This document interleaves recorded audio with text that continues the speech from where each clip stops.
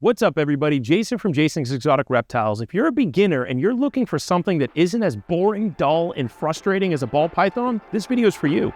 The purpose of this video is to talk about the top 5 beginner python and boa species that are perfect and they aren't ball pythons. And before you ball python keepers get all frustrated at me, you know what I'm talking about. Per the usual, before we dive into the video, let's show off this guy. This is a Hypo fire jungle that's 100% het blood. He's one of my babies I produced last year. Beautiful guy. He's got these awesome patterns. I don't think he's a super Hypo. I believe that's the Hypo jungle fire that's interacting and reducing its back saddles. Just a really cool looking animal. And I thought we'd use him for this video to show off as a little example of something different and unique. He's not part of the video and part of my top 5 beginner species, but he could be. In order to make this video, I really needed to hone in on some selection criteria so I could think of some outside-of-the-box animals and species that you may not be thinking of. So the selection criteria that I looked at were predominantly easy to handle and tame down. Do they feed readily and reliably on frozen thawed? Are they reasonable in adult size? Do they have low maintenance and humidity requirements and temps, just the overall durability of the animal? And can you find them from reputable breeders? I want to caveat that these are in no specific order, so one may be great for you and the other one may be terrible for you. Make sure you listen to all of them because I'm really diving deep into some stuff you may not think of. The first species that you may not think I would even recommend are children or spotted pythons. Now, I pick these guys because they're smaller pythons and you can keep them in smaller enclosures. You can give them some really cool enclosures and really jazz the enclosures up nicely. And they're also they're a python species, so they act like a python in a smaller package. So it's a really good alternative to a ball python. I'll almost equate them to like the corn snake of the python world, is they stay this 3 to 4 foot maximum size, really easy to handle. One thing you do have to be aware of, and maybe a downside to them, is as babies, they can be kind of nippy, which is not uncommon for a lot of the smaller animals, but we're going to go through some that maybe are more easily handled, and as babies they hide more as opposed to bite. But children's and spotted pythons can be kind of nippy as babies, so keep that in mind. The second species that I had to include is a boa, but more specifically some of the smaller growing Central American boas. Something like a Sonoran leopard could be perfect, so there are still morphs in this category. A lot of the pure bloodline Nicaraguan blood stuff or Salvadorian blood, it's going to be smaller growing. Some of the T positives from Central America, Burke line, those are going to be really awesome kind of smaller growing boas. They still give you the exact same perfect feeding response and powerful feeding response from a boa. They give you the awesome boa head shape and their overall durability, but they're actually even more durable than what you would see in maybe more Colombian-based boa, because a lot of these guys come from more temperate areas and they are more hardy. So they're going to be easier overall, more forgiving for the newer keeper. You can keep them in a much smaller enclosure. The third is somewhat, I'm going to give you a bonus because I'm going to combine 2 of them together, and it's going to be the Kenyan sand boa and a rosy boa. Now, these are both similar, so I was going to list just Kenyan sand boas or just rosy boas, but they're just very different and very similar at the same time. The cool thing is that you can really get creative with both of these enclosures, but specifically with a Kenyan sand boa, you can put some cool colored sand in there, some pink, purple, black sand. They leave some cool tracks. A downside of these guys is that they stay burrowed and hidden quite a bit. So jazz up that enclosure and really make it something cool, but keep in mind that you may not see the animal very often. Now, I've kept both of these. I've bred both of these. I really enjoy them and like them. The challenge with it is the market for it is, for Kenyan sand boas, a little saturated. You can get some cool morphs. And for rosy boas, it's really locale specific. But overall, there's not a huge price tag on these babies. So Kenyan sand boa is a little different. You can get up into the higher price tags. Rosy boas, they're kind of flat in that $65 to $200 range, sometimes up into $350, $400 for the more hard-to-find locales. Just be careful that they're not wild collected specimens. So a lot of the rosy boas you're going to get are wild or field collected in the United States, especially if you're in the U.S.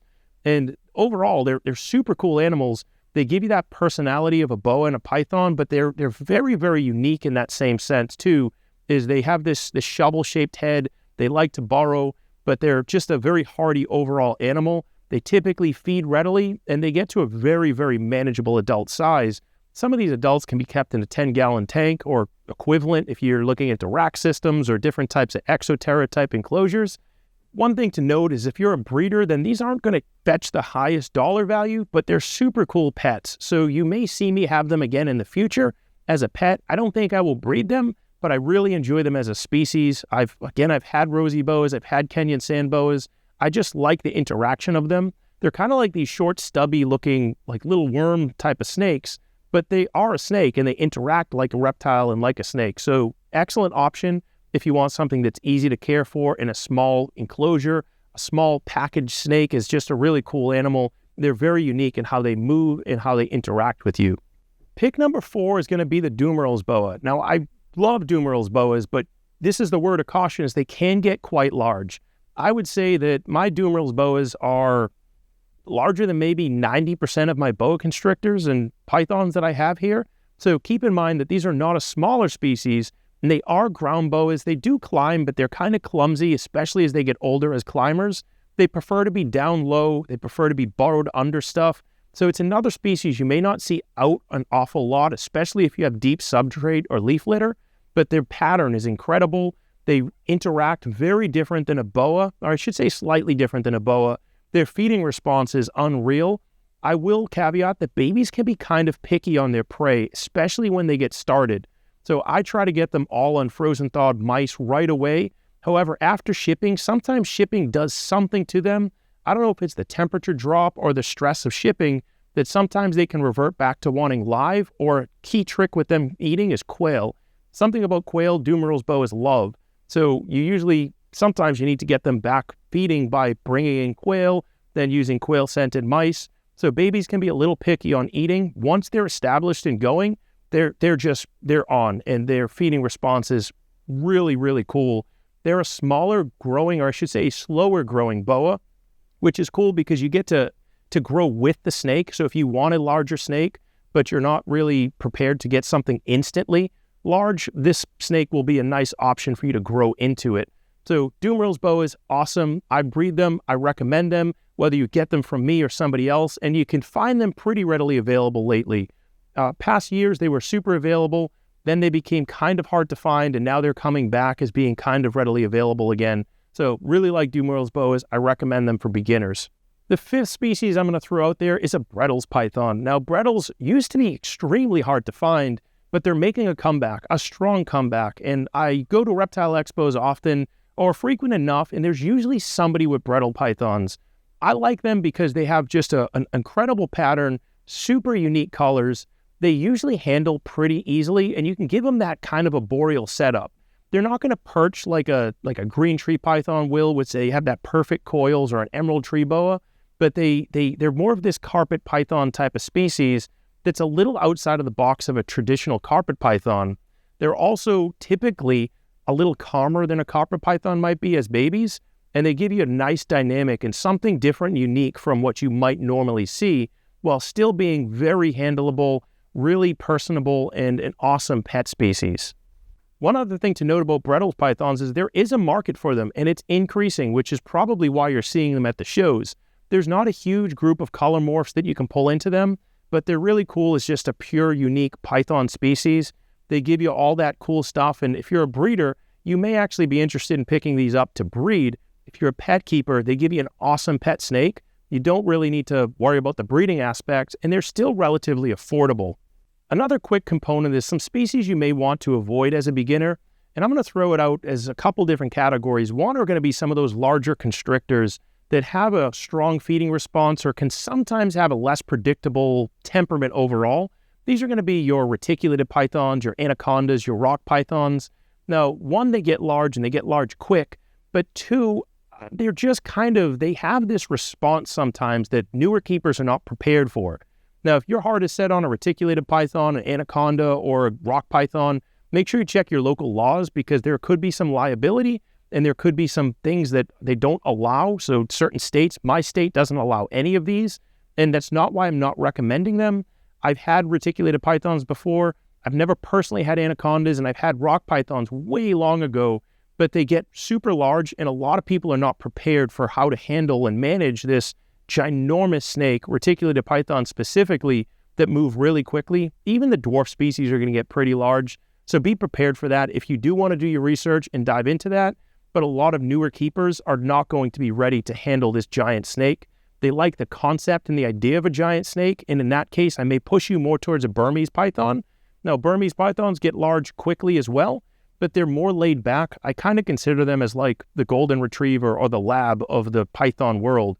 Once you get past this nippy baby phase or the Burmese python, they're generally calmed down to be really cool, slow-moving large pythons, but be prepared as they are large pythons. Another species I might avoid are the emerald tree boas and the green tree pythons. Now, a lot of these are being wild collected, so that's one thing you need to be careful of, but they tend to be a lot more nippy, and you may see that really cool, docile one. That is the exception. The majority of these still bite quite a bit. They have large teeth, and a lot of these new keepers are not going to be ready for it, as well as their maintenance requirements. They are a little bit more picky, and you really need to have those maintenance requirements dialed in. So new keepers, I wouldn't say completely avoid these things, but at the same time, you need to make sure you're buying captive bred and you're not going to end up with a dead snake in 6 months and a whole bunch of frustration and headaches. You also need to make sure you're buying that animal and you're prepared to set that animal up way before you buy it. So make sure you do your research on these. The last snake to avoid as a beginner is anything wild caught. Now this could be corn snake, different types of python species, boas in general. They really don't see a lot of wild caught boas, at least boa constrictors coming in anymore. But anything wild caught, you will see some Surinames, Guyanas, and those kind of more specific locales coming in as wild caught. But just be careful, don't buy that wild caught animal. You could get that animal that you might want captive bred for a lot cheaper, but it's going to cost you all of that and then some in vet bills, assuming that animal even lives. Wild caught animals in general are very, very challenging to get acclimated to captivity. So I would say avoid those at all costs as a beginner. I wouldn't even recommend a more intermediate keeper getting these. They bring a whole new set of challenges, and if you have multiple animals already, they can bring in some pretty heavy diseases and parasites. They can wipe out everything you have. So avoid wild caught at all costs, and frankly, just avoid them. It's not something you're going to have a good time with unless you're extremely prepared and you have a lot of good experience on your side to navigate those challenges.